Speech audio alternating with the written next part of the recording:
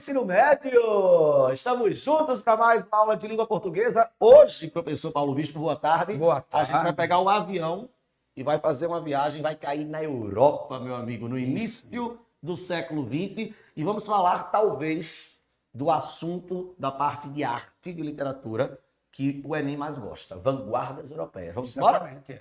O Enem somente não, o Enem e os vestibulares Sim, do Brasil. sim. Todo. A UPE adora o SSA3, meu Deus. Exatamente. Todo ano traz tela de Tarsila do Amaral, de Anita Malfatti, poema de Bandeira, poema de Oswald. A UPE todo ano traz isso. É uma coisa incrível, né? As nossas vanguardas, vamos dizer assim, Isso, né? isso. Não fica assim tão... Não é tão técnico isso, né? Mas o que aconteceu na Europa também Influenciou, sim. Influenciou Sim. aqui no Brasil, né? Vanguarda, que vem do francês avant-garde, Muito que bem. significa linha de frente. É o que vai à frente, É um né? termo, inclusive, usado, é um termo bélico, né? Usado na guerra. a artilharia, né, que ia na Exato, frente, aquela né? artilharia que ia na frente, a primeira bala, né? A primeira... O pessoal que se lascava de cara. Era quem primeiro levava o primeiro tiro.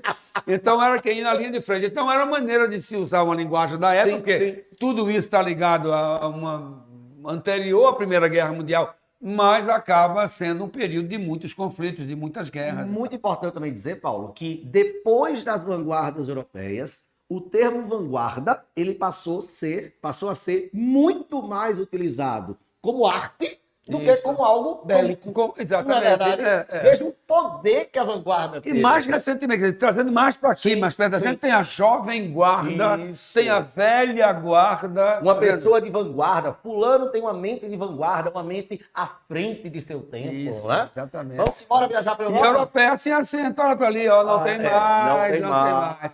Olha, vanguarda europeia e modernismo brasileiro, por quê? Porque os dois estão intimamente ligados. As vanguardas vieram exatamente no início do século XX, Isso. quando aqui a gente nem sabia o que estava acontecendo, mas que depois vai repercutir No início muito. do século XX, Paulo, eu acho que o que está acontecendo aqui com a grande força é a transição entre o final do simbolismo até 1922. Então a gente vai ter aqui um Monteiro Lobato famosíssimo, um Graça Aranha, um Lima Barreto, né? A galera ali do pré-modernismo, um Augusto dos Anjos, o antipoeta. Mas é bom lembrar que de 1900 a 1910 ainda tem uma dominação neoparnasiana, neossimbolista, ainda tem um certo conservadorismo, porque doutor Machado, me permita aí chamar de doutor Machado, embora não era doutor, mas o grande Machado, fica melhor assim, né? O grande Machado ainda tinha um grande domínio também na academia, no ambiente e tal, né? Depois da morte dele, ele morre em 1908,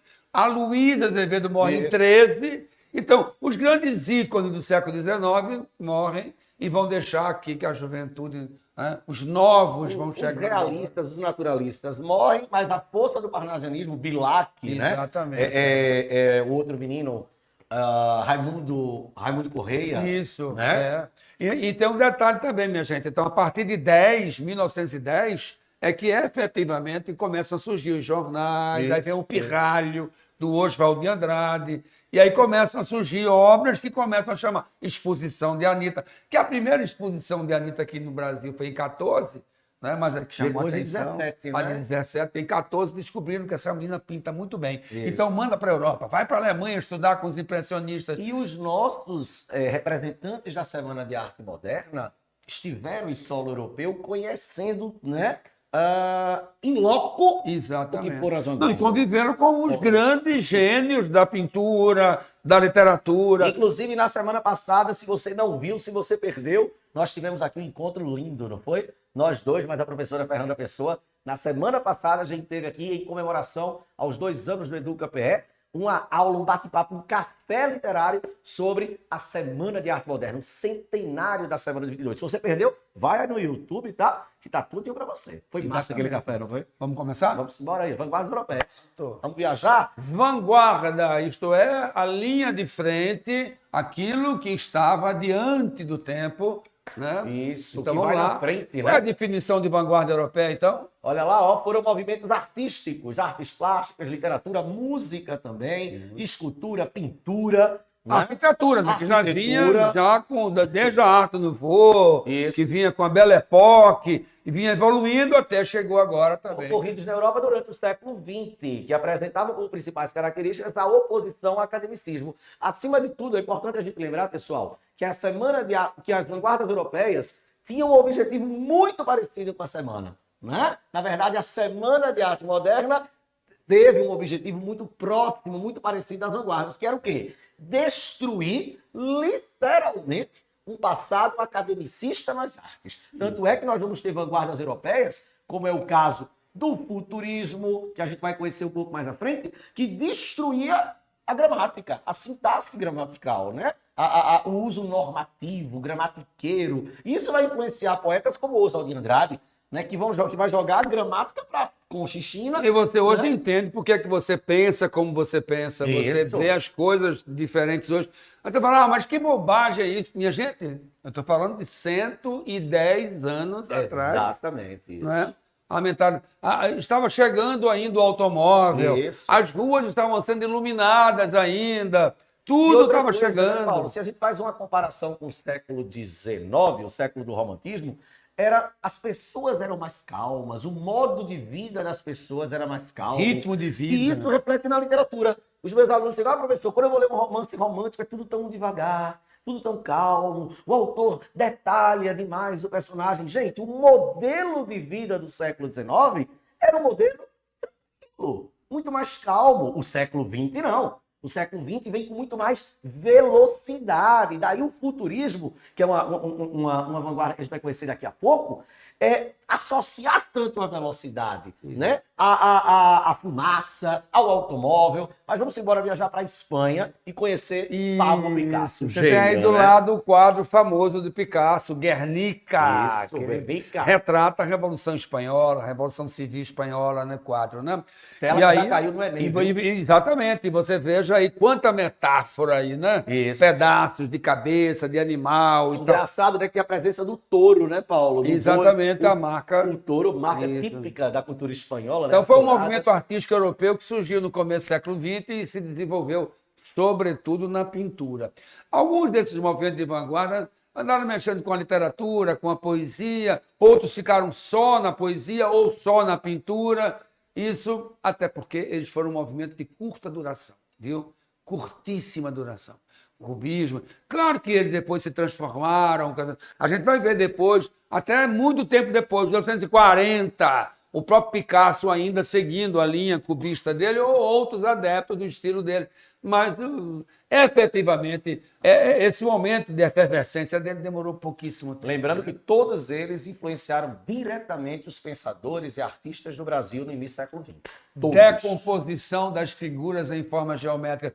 Quando você observa aí esse quadro da direita aí, observa. Sempre a elipse, o retângulo, o triângulo, né? Isso, sempre figuras que levam você a imaginar uma geometricidade constante. E eu já li em algum livro, Paulo, da área de literatura, na área de história da arte, que o Picasso era conhecido como o matemático das artes. Isso. Porque ele usava de ferramentas matemáticas como régua, compasso, etc, né? Para fazer arte através de fazer arte através de formas geométricas. E tudo metafórico, né? Quer dizer, é uma metáfora geométrica, ou uma geometria metafórica. Peraí. Então, a realidade fragmentada. Observe que são fragmentos da realidade que ele coloca aí. Ele não coloca o boi inteiro, o corpo do homem inteiro, pedaço de um fragmentos de realidade. Isso é importante lembrar, tá?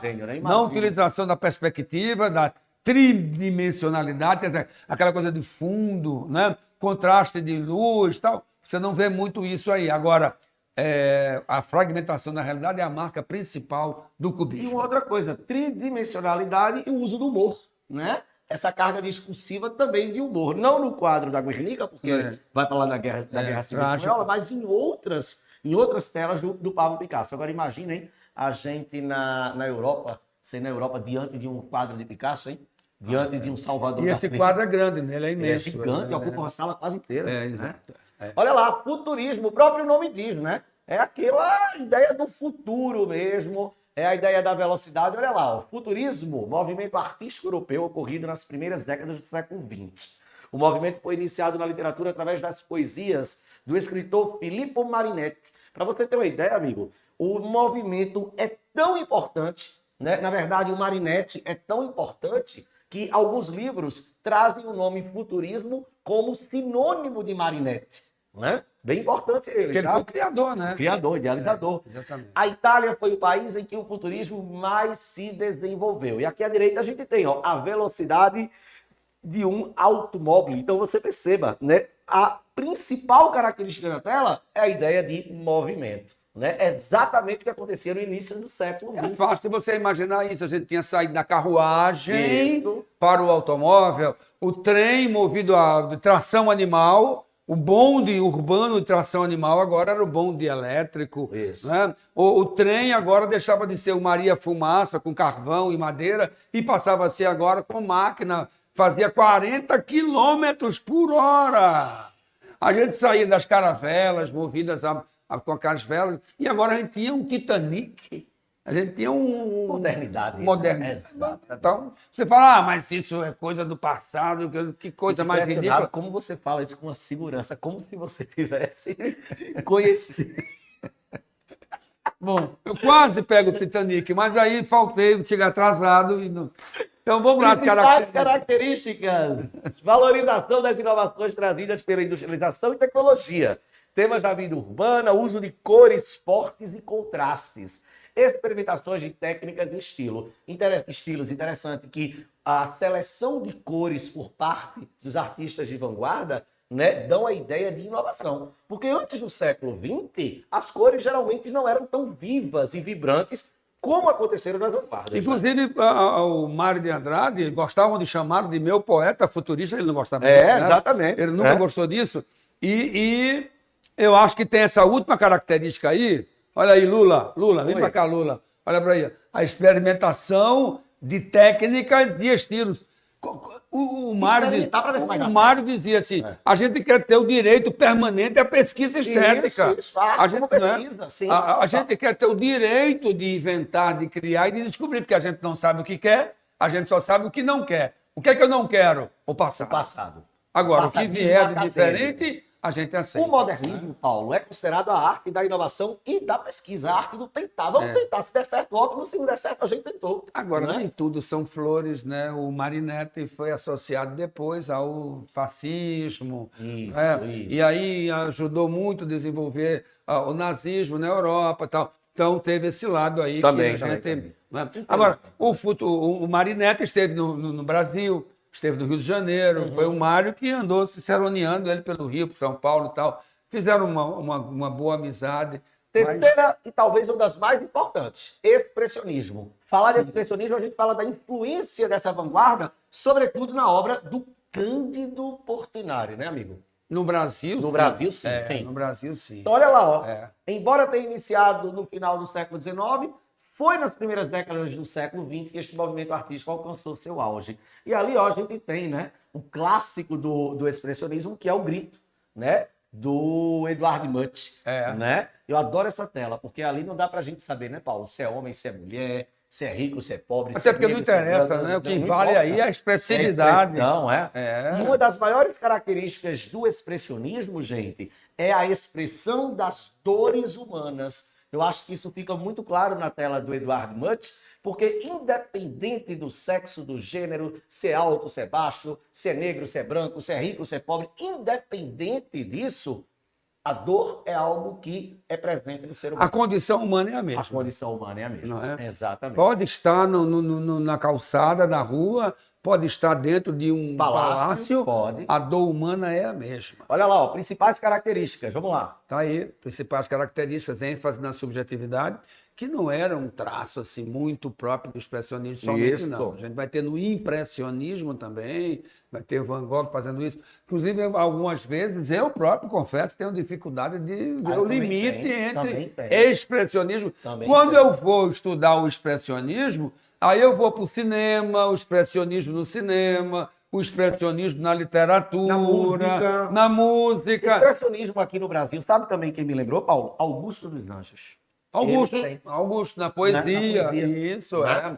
Tem muito. Agora tem traços fortes, assim, marcantes, porque a ideia é essa, é impressionar, é a arte visual. E mexer com o sentimento também, né? Isso, ele quer dramatizar, ele quer provocar você com os olhos, né? Agora para o dadaísmo, nome engraçado, né? É. Que veio da pesquisa do dicionário, na Do verdade, né? Do dicionário, Dadá, é. né? Olha lá, ó, movimento artístico de caráter anárquico. A ideia do dadaísmo era transformar qualquer coisa em arte. Tanto é que a gente tem ali, ó, a fonte de Marcel Duchamp, né? Que na verdade é um urinol, né? É um Exatamente. objeto que vai representar ali o urinol. E a ideia, gente, do dadaísmo era desconstruir, né? É a arte da destruição, da anarquia, e mostrar que é possível ver arte em absolutamente tudo. Eu acho que com a história do lixo, que a gente está hoje preocupadíssimo, né, com o lixo, Questões ambientais, não é? Então, de certa forma, a gente está voltando um pouquinho a isso. A gente atualizou o dadaísmo. O dadaísmo. Mas a gente tem aí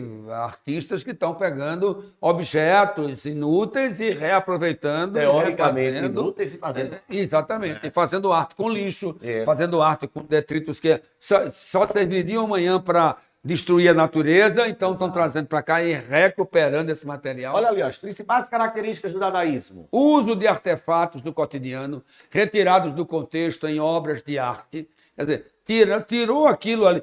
Você vê, eu vou pegar um sinal de trânsito, por exemplo, que ali não tem uma utilidade, tem uma informação, tem uma linguagem que comunica com os motoristas, mas eu vou trazer para um outro espaço, para um outro ambiente, para uma boate, por exemplo, para uma loja, para uma loja de roupa, enfim, ele passa a ter ali um outro sentido, perde sua primeira função, né? Isso foi muito feito, tá aí a ideia da fonte, né? Da O uso roda da do humor, eu acho que o bicicleta, né? humor, o da bicicleta, o humor, sobretudo, eu vejo mais humor no dadaísmo, não é, Do o que em deboche, outras. o Sim, deboche, do isso. que no cubismo, Sim, do sim. que em qualquer um outro, Sim. né? Então, a valorização do sonho, das imagens, opa, Também no dadaísmo, né? Também no E dadaísmo. aí, no surrealismo, é uma das que eu mais gosto, porque é difícil demais para entender, meu amigo.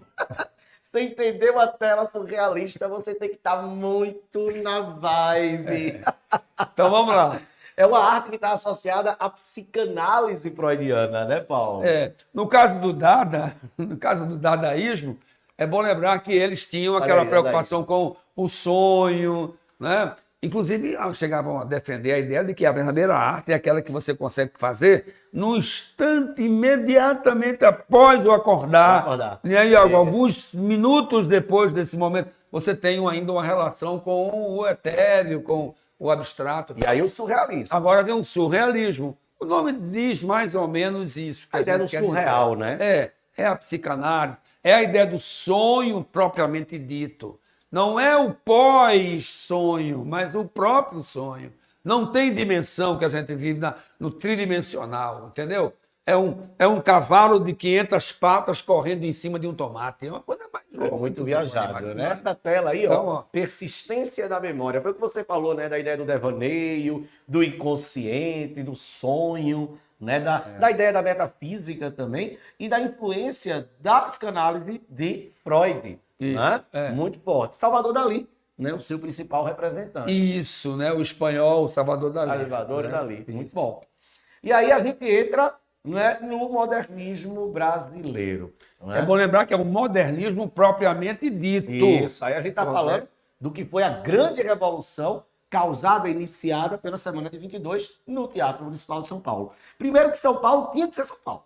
Né? Eu acho que não tinha outro lugar com tanta visibilidade artística e cultural, política também, econômica, para que a semana acontecesse. Aliás, o dinheiro do Brasil já estava em São Paulo. Isso. Não é de hoje, não. É verdade. Já estava em São Paulo. Todo o dinheiro do Brasil. Então, a semana não é em São Paulo por acaso, né? Os Café e Cultura disseram, não, façam o que vocês quiserem que a gente banca. A gente banca. Exatamente. Olha lá, ó. Então nós temos, manifestou-se em diversos campos das artes, como a pintura, escultura, arquitetura, literatura, dança e música. E no Brasil, a linguagem de maior destaque dentro do movimento modernista foi a literária. Sim, Foi quem puxou, foi a Oswald de poesia. Andrade, Mário de Andrade, a poesia, Manuel Bandeira, né? isso. Ronald Primeiramente a Carvalho. poesia, né? A Sim. poesia que ela é por natureza revolucionária.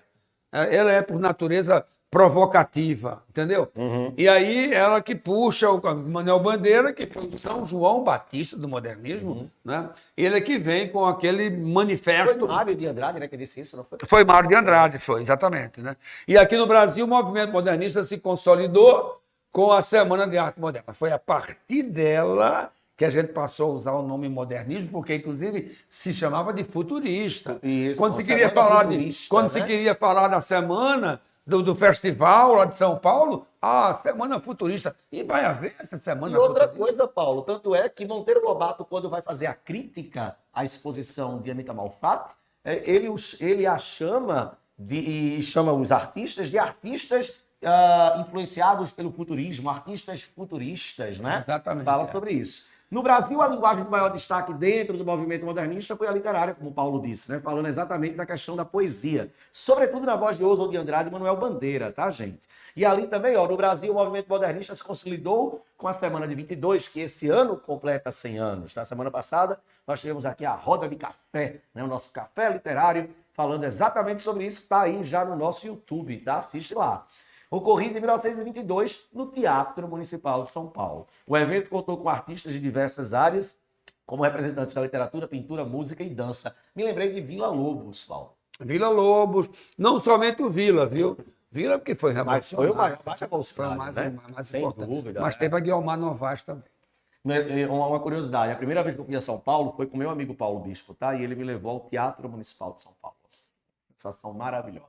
Saber que estava ali, né, no meio no lugar que Mário de Andrade botou o pé, que subiu as escadas, que foi até se o um dia palco. for a São Paulo, tem que ir ao Teatro Municipal. Características: Olha lá, ó, recusa os moldes acadêmicos. Rapidinho, simbora. liberdade criativa e de expressão. Talvez a mais marcante, né? Usar a poesia com versos livres e versos brancos, né? Eu acho que a 2 casa com a 3 também. Uma completa a outra. Isso, da experimentação. Quando ele fala de liberdade e experimentação. E a Isso. 4 busca pela aproximação da linguagem popular. Colocar a palavra no poema, né? A linguagem simples. a linguagem... Sai da erudição, Isso. sai da erudição que os parnasianos tinham muito, né? exatamente, vai buscar a linguagem do povo. Isso, né? quebra Língua certa do língua errada do povo, língua certa do povo. Porque é ele que fala gostoso português do Brasil. Ironia, ó, quebra de formalismos, ironia e espírito cômico. E aí tem Manuel Bandeira, né? Poema O Trem de Ferro, que é o poema que foi musicado pelo Tom Jobim. Mas a autoria é de Manuel Bandeira. Quando você vir por aí uma dupla, né, numa letra cantada, quem primeiro aparece é quem faz a melodia, a música. Quem faz a letra aparece em segundo lugar. Beleza, ok? vamos Muito embora. bom. Então, café com pão, café com pão, café com pão. Né? Será que vai dar certo? Vai, Vamos ver. Porque isso daqui é o ritmo, gente, de uma Maria Fumaça, É de um trem, o né? trem tenta imitar café com pão, café com pão, café com pão, café com pão. Aí ele apita no meio do caminho. Vixe Maria, que foi isso, maquinista? Agora sim, café com pão, agora sim, café com pão, uma fumaça corre em seca. Ai, seu foguista, bota fogo na fornalha que eu preciso muita força, muita força, muita força. Vamos Foge, fazer bicho, foge foge, bicho, foge porro, passa ponte, passa poste, passa pato, passa boi, passa boiada, passa galho, de engazeira, debruçada, que vontade de cantar. Quando me prenderam no canavial, carapé de cana era um oficial. Olha que legal, a ideia do prender, o canaviar, né? Exatamente. Menina bonita do vestido verde, me dá tua boca pra matar minha sede. Vou-me embora, não gosto daqui, nasci no sertão, sou de Ucuri. Sou de Oricuri. Vou depressa, vou correndo, vou na toda, aqui só levo pouca gente, pouca gente, pouca gente. É quase um trava-língua, né? Trava-língua. E detalhe, as marcas linguísticas, né, regionais. A ideia do pra matar minha sede. E me embora, vou me embora. Né? Ele manda a gramática e as regras de pronome para Conchichina, né? Exatamente. Vamos embora encerrar? Vem muito mais aula de modernismo, hein, gente? Muito mais. Vamos falar muito de modernismo esse ano, sobretudo de semana de 22. E não esqueça de procurar lá a aula da semana. Tá lá no YouTube, vai café. lá, o nosso café literário. Nós dois recebendo Fernanda Pessoa. Encerrou? Por hoje? Por hoje, tá bom. Né? Essa quinta-feira maravilhosa. Tem muito mais. Um ótimo feriado de Semana Santa para todo mundo, viu? E Tchau. vamos pro café. Simbora.